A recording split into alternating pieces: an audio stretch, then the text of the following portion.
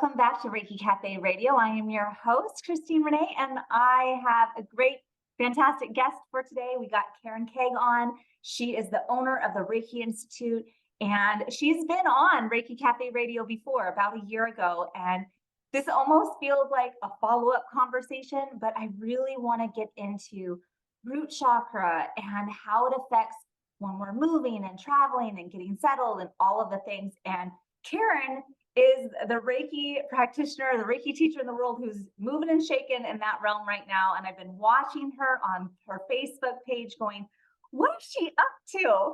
I'm so visit Karen. What has she got going on? So thanks so much for joining with us. I can't wait to hear your story about your move to Ecuador, and you just got back from spending time in the Amazon rainforest. So welcome to the show. Thank you, Christine, for having me again. I can't believe what has happened in the past year. It's absolutely amazing, but I don't even feel like the same person. And I think a lot of it has to do with healing the root chakra. So I'm so happy that you invited me to talk about the root chakra.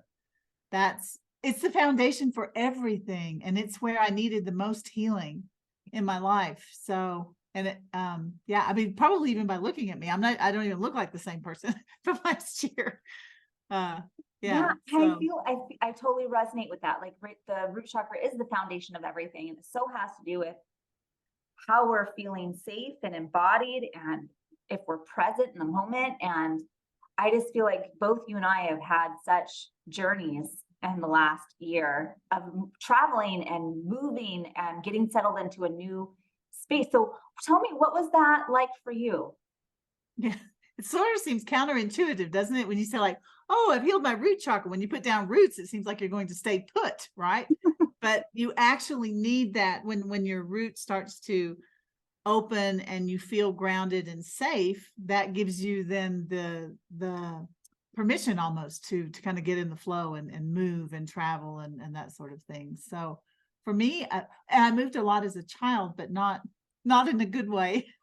I had a pretty tumultuous, traumatic childhood, and I think that had a lot to do with the root. So when you get blockages in your root chakra, it's from not feeling safe. There was a lot of domestic abuse in my childhood. There was a lot of violence, and then moving and all of that. And so when you don't feel secure and grounded and safe, your root chakra is all about your safety.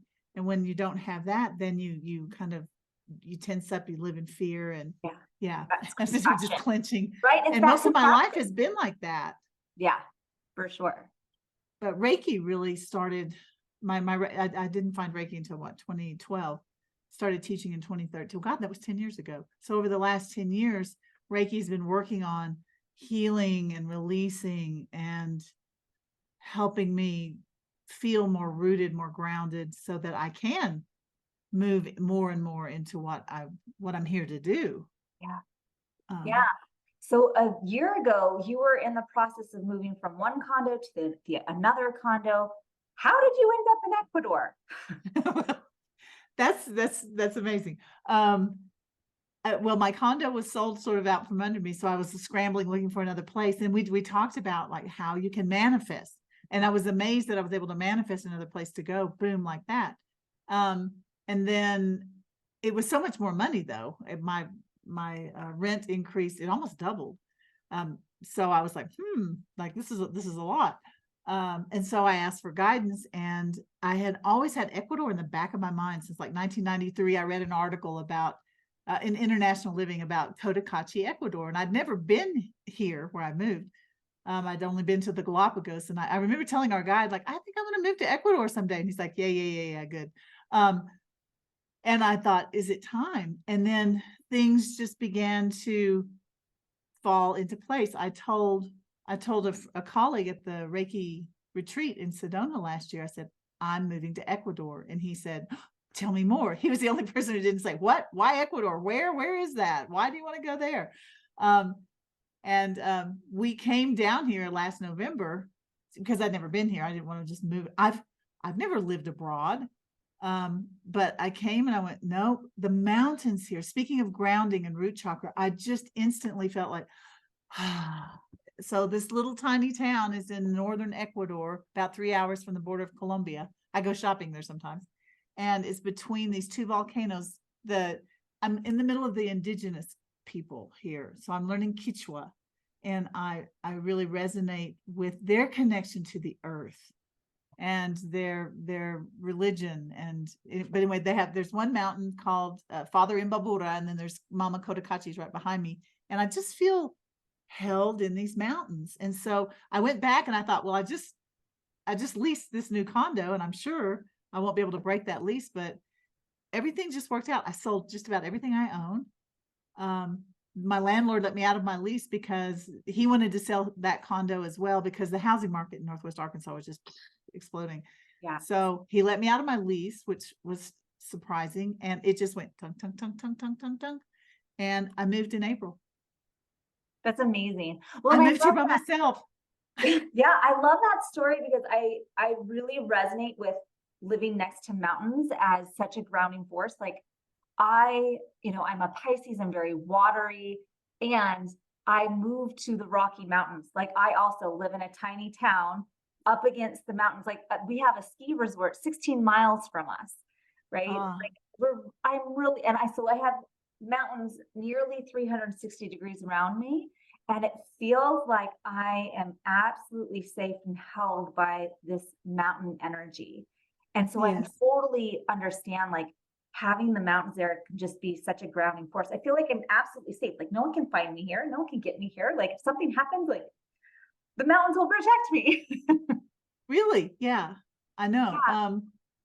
And it's a higher elevation. Of course, I live, it's not as high as Quito. Quito's at 9. I'm at 8,000 feet here.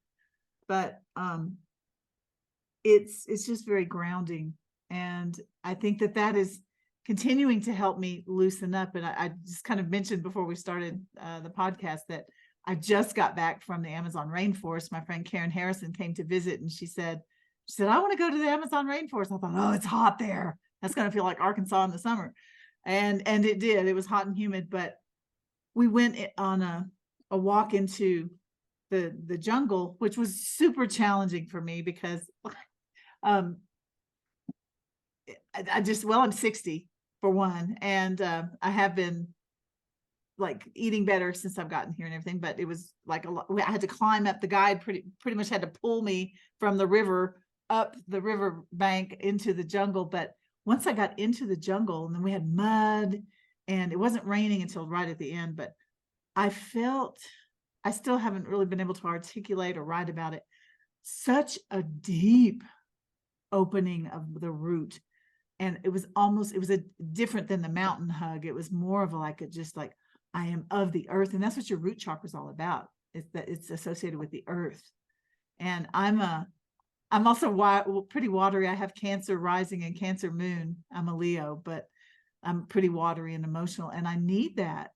So if anybody's listening to this and they're wondering about what can I do for my root chakra, just if you can just get on the ground, or you can get, I'm not saying you have to go try to trudge through the mud in the Amazon rainforest, but that certainly does it. And just it was a primeval. It hadn't been damaged or anything. We were doing a medicinal plant walk, and it was just the energy of those plants and the birds and the creepy crawlies and the mud, and that was super healing. I'm going to write about it maybe next week, but yeah, it has to do with the root. It does. It has to do with like that opening. And I really felt like it's almost like a big exhale. Well, and are you finding, like, whether it's your guide in the Amazon rainforest or the people that you're around, that they're already innately more connected to the earth?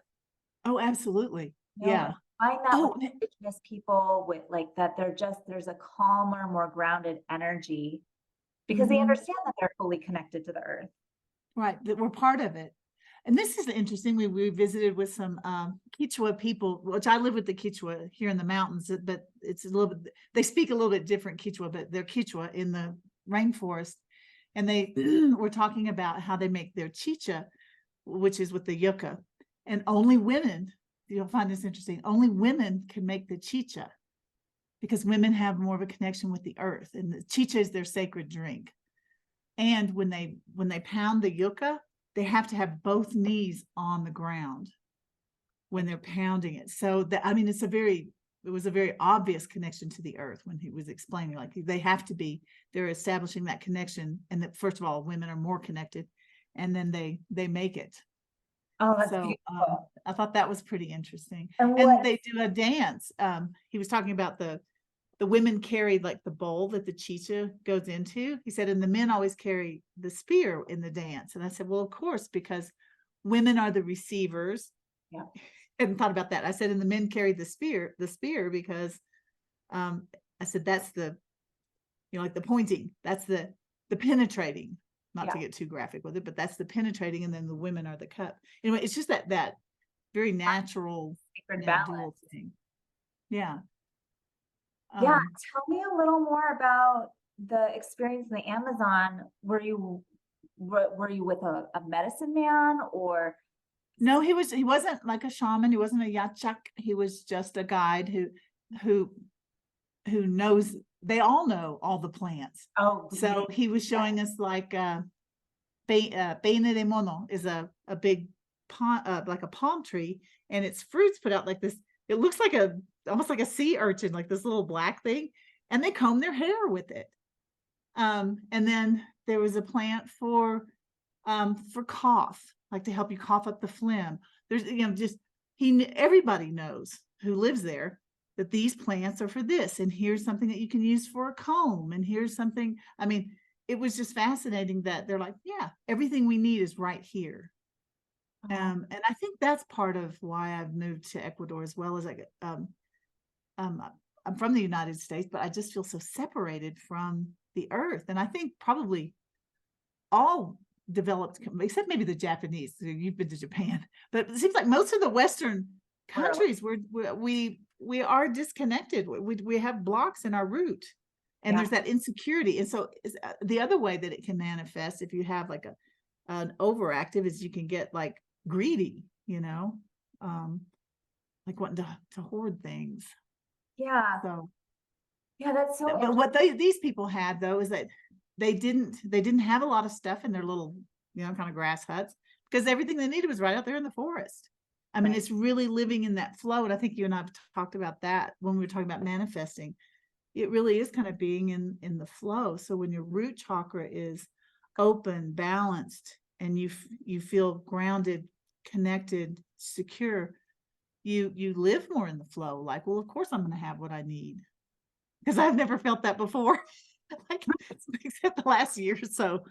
Yeah, I mean, I feel very much in the United States. I think most people feel the scarcity, they have to hustle. Scarcity mentality, yeah.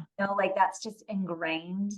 The money mindset issues. I mean, or the consumerism. It's I guess it has a purpose, Exactly. People aren't buying it unless they're scared. Right? It's not that you can just walk outside and grab fruit from a tree and have sustenance. Right. Or a comb or medicine. Right, whatever it is. Yeah. So tell me a little bit more about the process of deciding I'm moving to Ecuador and your visit there, and just how did the actual process go? I'm assuming it kind of went and everything lined up. It did. So it sounds kind of crazy, but when I was getting like this inkling, like maybe it's time, it'd been 30 years since I first read about it. I thought, is it time to move to Ecuador? And I talked with my son. I have he was only 24 then, 24-year-old son. He's my only child. I followed him to college. Talk about a turnaround. My friends were like, you mean you followed him to college? You couldn't stand to be 3 hours away from him, and now you're going to move to another continent? And I'm like, I healed. I got better. But I talked to him and I said, what do you think? And I mean, had a job, and he's in a good relationship. And he said, Mom, this is your time. Go. This is your time to do it. I talked to my brother, and I said, because I didn't want them to be stressed, because it seems a little nutty. Like, I'm going to move a single woman by myself to a country that I've never lived in. And my brother pretty much said same thing. He said, you make friends easily. He said, you always land on your feet. He said, if you don't like it, come back. Yeah. So, I had support of my family. That was important. And then, I asked for guidance, and this sounds nutty, but one of my spirit animals is a praying mantis. And I said, okay, if I'm supposed to move to Ecuador, I need a sign. And I started seeing praying mantises everywhere, like twice, 2 different times, like 2 or 3 days apart. I had one on my ceiling in my house.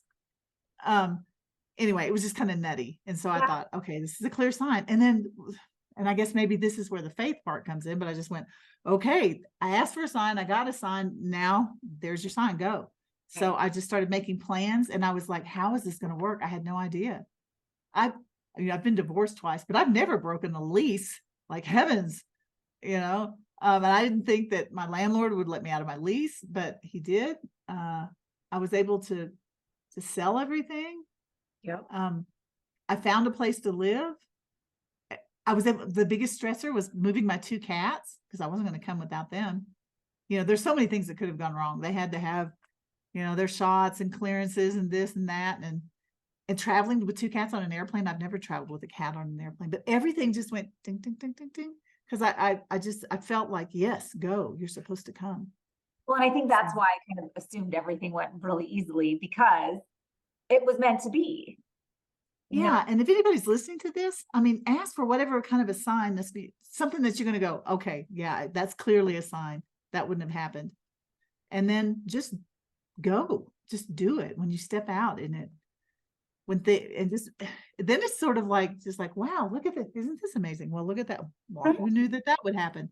Then it's almost like a magical experience. Yeah. But you have to step out. I also had a sign this summer when I was in the process of all of my changes. So I got back from Japan.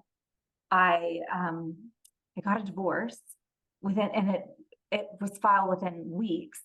And then I moved from what was supposed to be the last unit in Bozeman co-housing community to the first unit available. And the first unit, like all of the addresses on the houses were being renumbered for whatever reason, after I made the choice to switch units. The unit that I'm in ended up being building 3, unit 16, and my birthday is 3/16. 16. Oh. And I was like, there we go. There was my sign. This was what I was supposed to do. I landed in the right spot. And so it's those signs that like, I wasn't even necessarily looking for, but I did still have a little bit of, oh, I really liked that unit. What if I got the wrong one? You know, like, and then it was like 3/16. Okay, nope, I landed in the right spot. Yeah, this is exactly where I'm supposed to be at the exact right time. And it's been amazing. It's been amazing. And how did you know that? So somebody who might be listening to this may be saying like, oh, you're just making that stuff up. But it's not just that. It's not just that. It's a feeling for me that like. Yeah. It was just an affirmation. It feels like when you're kind of wavering on a decision, and when you ask for a sign, you set the intention. Like, I think there's a big, like, you have to be setting an intention, and then it kind of smacks you in the face. Like, oh, of course. Yeah. It almost makes me go, yeah. It'll make me like, gaslight. Oh, okay. Yeah. Yeah. Yeah. And it just, and it's just a reflection that you are in alignment, you're in flow, you're in an expansive state of energy, because you're allowing for the yeses to show up for you. That's a good way to put it. Yeah. Yeah. Absolutely. Yeah.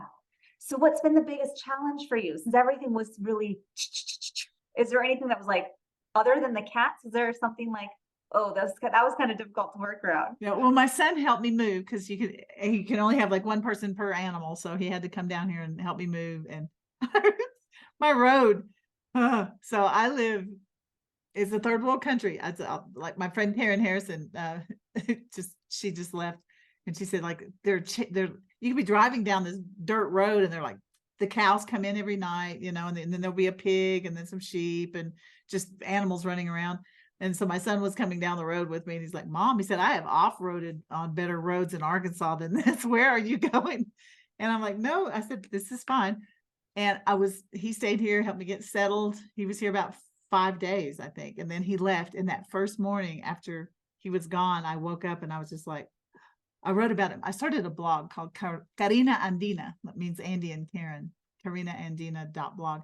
And I wrote about that. I opened those curtains, and it said, the light flooded into my apartment, just like shining a spotlight on my loneliness. I felt like, just for a second, like, wow, what have I done? Because I'm here. I didn't know anybody. And from time to time, I'd get like a little bit of a, wow, I'm in the, because I speak Spanish. Or at least I thought I did. And then I got down here and I'll say stupid things like the word for hair is, they don't say pelo, they say cabello, which sounds almost exactly like caballo, which is horse. So I would say things like, look at my horse, or, it's just being in a foreign country with different customs, trying to communicate, not knowing anybody. And so there were a few days where I was just like a little bit of but what I would do is just go outside, just take my shoes off and just stand there on that volcanic dirt and, soak up the energy of the mountains. And I'm like, no, I'm supposed to be here. So how are and I think we always have that. Yeah, we have the capacity to do that. Right. Yeah. How is the connections coming along so far? Like getting groceries or making a phone call home? How Oh my God, I feel so I've been adopted by the Quechua community here, like especially this one little family. And I've been to their house to eat. They're trying to teach me Quechua, which is difficult. I love language, but it's slower, but it's coming along. I can do like a alipunja, imanaja, mashikuna, just a little of their language. And then my landlady is Brazilian, so she's an expat as well. And she sort of took me under her wing and tried to help, because I'm such an American. Like we're very friendly. And most of the South Americans are as well. But she said, oh my God, stop looking don't make eye contact with the men. They will think you are flirting with them. I'm like, oh, sorry. Or she said, they will think you are a gringa puta. Like, they'll think you're a white girl whore. I mean, so I've had people just try to help me. And my taxi driver, I count on for so much. Ruben, he was the first person I met. He drove us around when we were here. And like one time my phone wasn't working and he spotted me downtown and he pulled up like, are you okay? And I was like, Ruben, how did you find me? And he just pointed at my head. Because I have this like, light hair and everybody else is black-headed. Yeah. So, but I have just been, not just the mountains sort of embracing me, but I feel like the people have just embraced me, and I feel at home here. I have to come back to the States to see my family next month for Christmas. And of course I want to see my family, but I'm like really dreading coming back. The energy in the States is as soon as I step off the plane, I can feel like this palpable fear. Yes. It's like a collective fear in our culture. I'm so sad to say that. I step off the plane and I instantly, speaking of root chakra, I instantly just clench. Yeah, absolutely. Right. Clench. Well, it was the same when I got off the plane from the Japanese Airlines and switched to American Airlines in LA. Holy moly. That was like a huge energy shift, because the Japanese people are so incredibly calm. They have like classical music playing in the background in the airport stations. Everything's very meditative. Everything's very present, and they're constantly checking on you.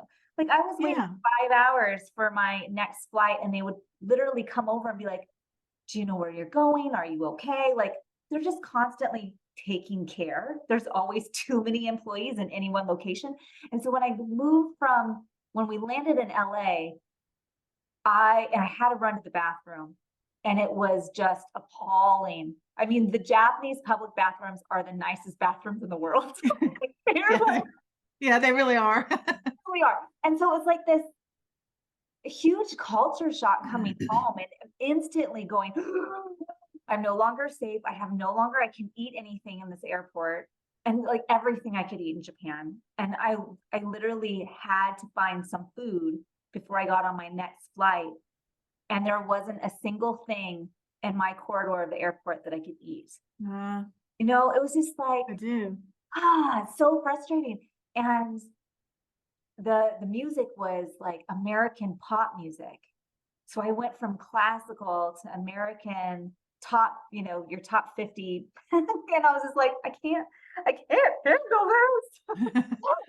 when you said that, I thought, I did some research on one of the Farina Andina blogs I was writing, and the Japanese are a very communal culture, and Ecuadorians, especially the Quechua, the indigenous people, are also super communal.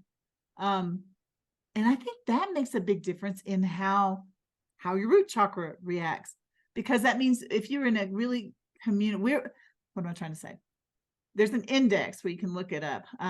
And America scores like we're like one of the most individualistic countries in the world. Absolutely. That's what we value. Like you do it by yourself, you move ahead, Right. We're the only culture in the world that puts their babies into their own room, in their own bed. Like sometimes they'll sleep like in the same room with the parents, like in the UK or something. But as soon as we bring a baby home, we're like, go off and be individual. But when you live in a communal society, you can kind of open that root and relax because you feel like the entire community is looking out for you. Yes. And that's because that's the way the Japanese, that's how they think. You know, it's they have a saying. One of my Japanese students told me once, like, the nail that sticks up stands out as individual, gets hit. Yes. You know, and so it's more important. The community is more important than the one individual. And it's the same here. Yeah, I love that. And I think it so reflects why I sought out to live in an intentional community. So when I moved into Bozeman co-housing, we all knew each other. We have been doing potlucks and cookie decorations and meetings and all of these things for years to build community, to create community while the construction was happening, while the plans were being made. And so we landed here, like we moved in, and we knew every single neighbor by name. And it's been this very safe space to move into and go, if someone needs something, they just come over and knock on the door. And, like, it's just so easy. When you pass people, you say good morning, you invite people over for a piece of pie. Like, we're sharing. Our common house is still being built and we're supposed to have a laundry room being built. So I'm literally bringing my laundry to the neighbor's house, trying to hold out till the laundry room is actually built. And it's just this, everyone is open. Everyone is available. Everyone's available to support one another. And we're the first community like this in Montana. And so this is a very like Netherlands, Holland, European concept. And so we're getting a lot of pushback from, typical Montanans who are like, you need to be individualistic. You need to strive for success. Well, that's part of the American culture, but it's killing us. It is. I mean, it is. It's killing us. We need each other. Yeah. We need, or at least that's what I was craving too, I think, here, because I'm single, I'm 60, and in some ways it seems insane to move to a foreign country as an older single woman, but you have to go to another country or an intentional community to find the support that you need, right? Like true communal support. The man who like built my cat climbing room and stuff, he told my son, he said, don't worry about your mother, I will look after her like she's my mother. And he has.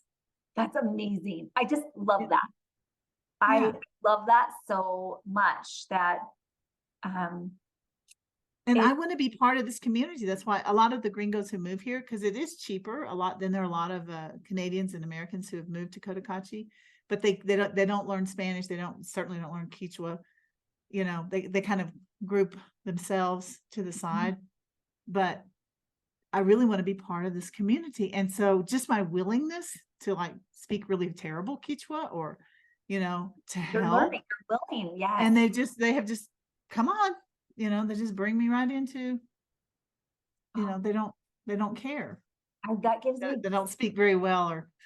Yeah, well, it's the intention. Like, I want to be a part of this community. I don't want to be like X'd out and just a part of the gringos community. I want to be here now. And I'm sure they see you like willing to get dirty and willing to stick your feet in the mud.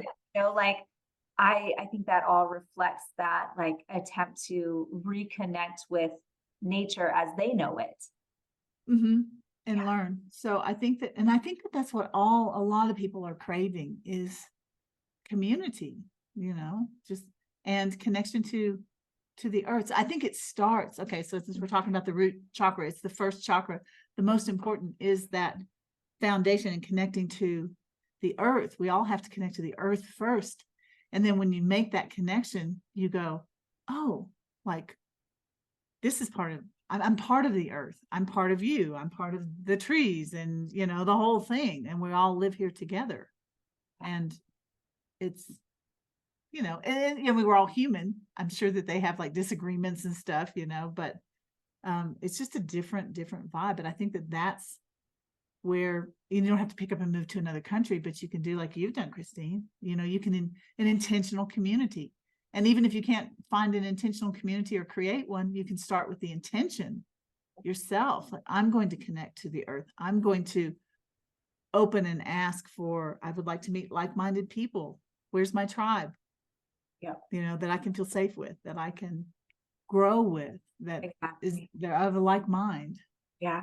I remember many years ago, I was really, I felt very alone being a spiritual entrepreneur in a red state in a small town and just going, I need a women's group. I just need to be around like-minded people in person because I have thousands of friends online, but you still want that human touch. You still want that connection. You still want to have dinners or have a coffee date or whatever it might be. And I just remember putting out to the universe, like, I desire this. I want this. My intention is to create this. And within a few days, I had a girlfriend was like, let's make a women's circle. I bet this person would join. And then she knows 3 other people. And then this person can join and she's got a couple friends and we could just meet once a month. And I'm like, I just love it with it's just like when you ask and you're in alignment and it's in alignment with your path and your journey, like you just receive. And so part of it is like, we can't be afraid to ask. So many people are afraid to ask what they desire, what they actually truly want. I always was. Yeah. Because every time I'd ask, I would be disappointed. Yeah. When you grow up with but of course I am pretty optimistic, like, well, I'm going to keep asking. I'm just going to keep trying. But, when you have you're asking maybe people, you're not asking like something bigger. You're like, you hope your parents will give you the safety. Sometimes they can't. Right. They have their own problems they're trying to heal, or a partner, and maybe they can't really give you what you need either. They may drop you on your head, but because they're still struggling themselves. But when you really ask big, right. I think it comes. We're taking that responsibility for personal healing and we're willing to look at our stuff, whatever kind of stuff we have, because we all have childhood wounds. We have our traumas. And when we start allowing those to percolate to the surface for healing and offer Reiki and just surrendering it to a higher power and just being like, I'm ready for healing. I'm ready for healing. The healing will come. And then when you come into that aligned place, the manifestation, the asking for what you desire, all of that just gets easier. Yeah. But it does start. Yeah. For me anyway, it started with the Reiki. I mean, because I was 49 before I found Reiki. And usually my students are older women who are like in some sort of a transitional phase, but I've noticed the last year or so, I've started getting younger women. And even a young man a couple of months ago. And I'm like, wow, you guys are like waking up fast. Like it took me a while, but they're in their 30s and they're like, okay, hey, I've got some stuff. I think I need to heal this. I've heard Reiki can help. Well, yeah, it does a lot. Well, I think that's the cool thing. The younger generations are definitely, we are living in a different culture in the fact that mental health is now, there's more awareness around mental health. Like, let's talk about our trauma and not stuff it anymore. Like that's becoming more known. And then if you even go to the younger generation, like the teenagers, they're they're on fire. I mean, it's so interesting because it's like Netflix has its own station for meditation. Like I didn't have Yeah. that when I was a kid. You didn't have that when you were a kid, No. right? And so it was just like, there's this complementary therapies and alternative medicines that are just now more available across the whole board because it's available on Netflix. You know, you get Yeah. these sprinklings of what, you know, the most successful CEOs are doing meditation every morning. You know, it's like those things are kind of coming out. And so the younger generations it piques their interest, Yeah. you know, and especially even in our society that so promotes uh, independent success, those independent, successful people are finding the strategies. You know, like my son is 17 Right. and he's like, no, but it's proven that if you do this, then this will be better. So he's super into mindset and psychology, and I'm like, who knew? You know, like I love watching how each generation is shifting. And I have a very variety of students. I have people who are in their 60s and 70s, and I have people in their 20s. And it's just like sometimes those younger ones they're so woke that I actually needed. Yeah. They're old souls. They're just so open, so available. And I'm like, let's get you in your body and ground you. Right?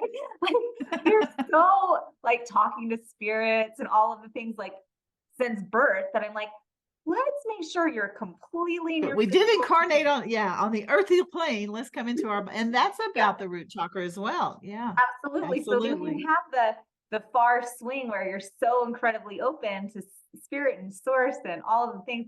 And then I had this young gal, she was probably 20, and she was covered in bruises and she was having seizures regularly. And and when I did a Reiki session, I'm like, you're not in your body, like at all. So it was just like helping her get into her physical body, really grounding her. And then like, what can we work on for our root chakra? How can we ground into this experience?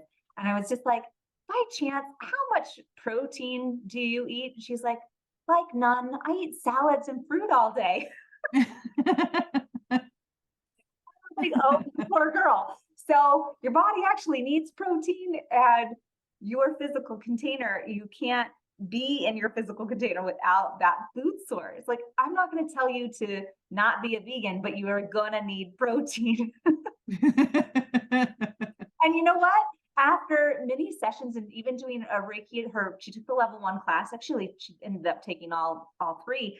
I gave her an attunement to her feet.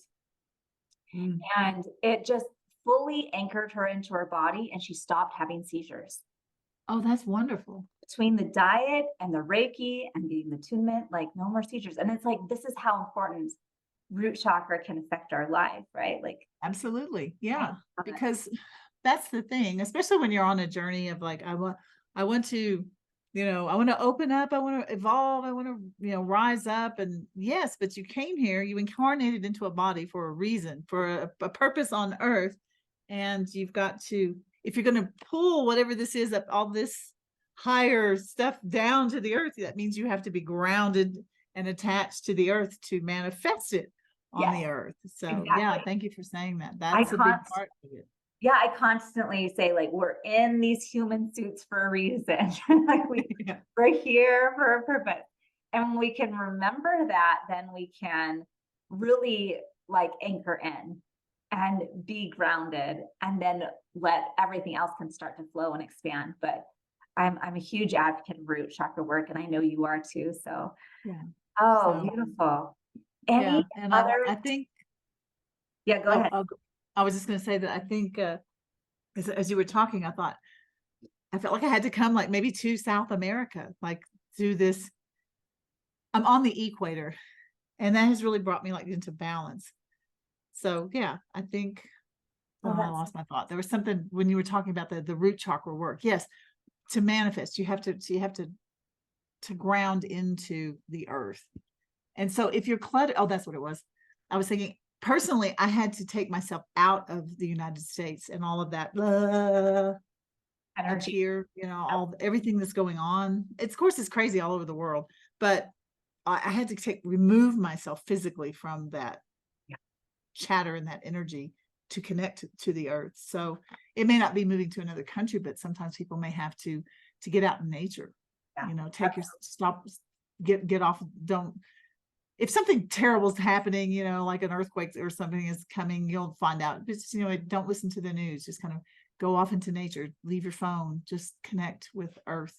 And Yeah. you don't have to move to another country to do that. Yeah. I recently was telling a student who just has a lot of mental clutter, you know, like you can recognize, like that's such a thing, especially here in the US, where our brains are so under rapid fire and we're the thought processes, and it's so not connecting to the earth, like we're not feeling safe or whatever it may be. And I was like, you just need to get away. You just need to get away from your house. Your house is full of this energy. And as much Reiki as you're doing in there, you still have other people in your house that are creating the disbalance.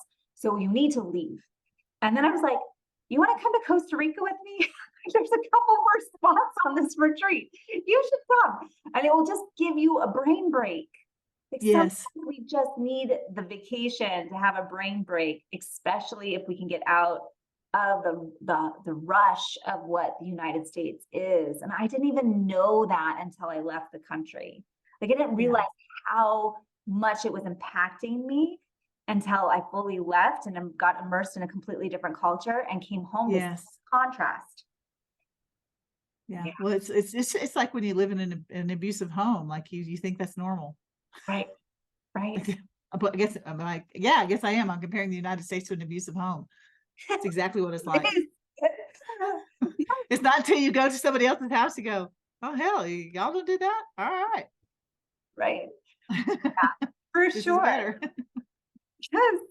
Yeah. I'm like, try not to like so advocate for like other cultures are better, but no, and we have the capability in the United States. Like I tell my son is there. I'm like, I said, it's up to you. You're younger. I said, you guys are changing it, and they are. There's people complain about Gen Z. They're like, they don't want to work so hard. They're like, no, we want to like have a life. We want to spend time with our families. We want to go out and rock climb, and you know, we want to do things like that down by the river.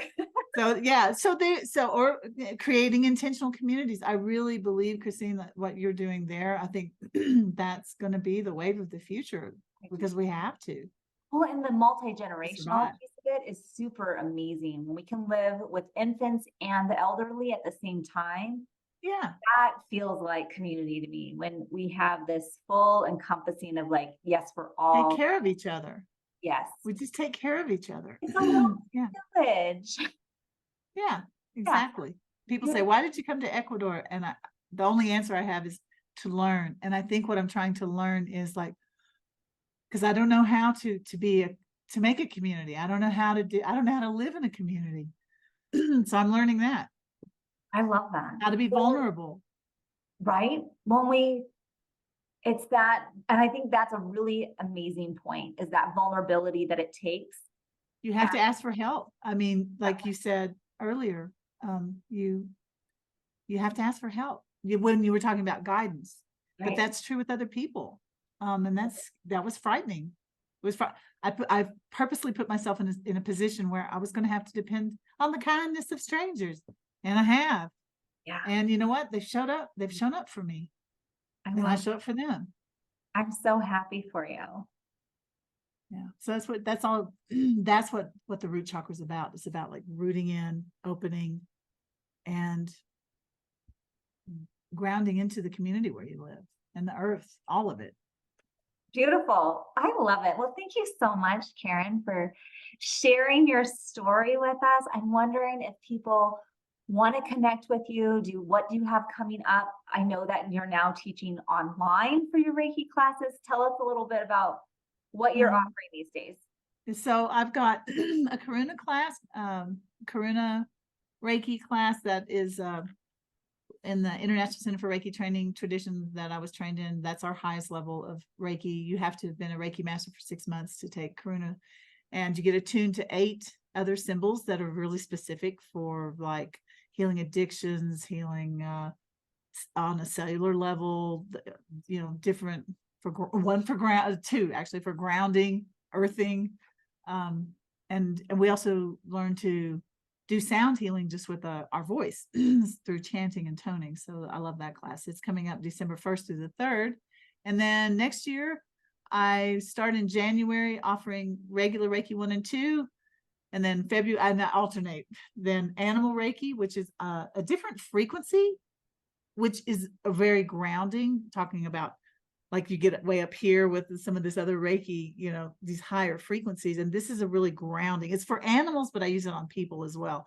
It's to ground people into the earth.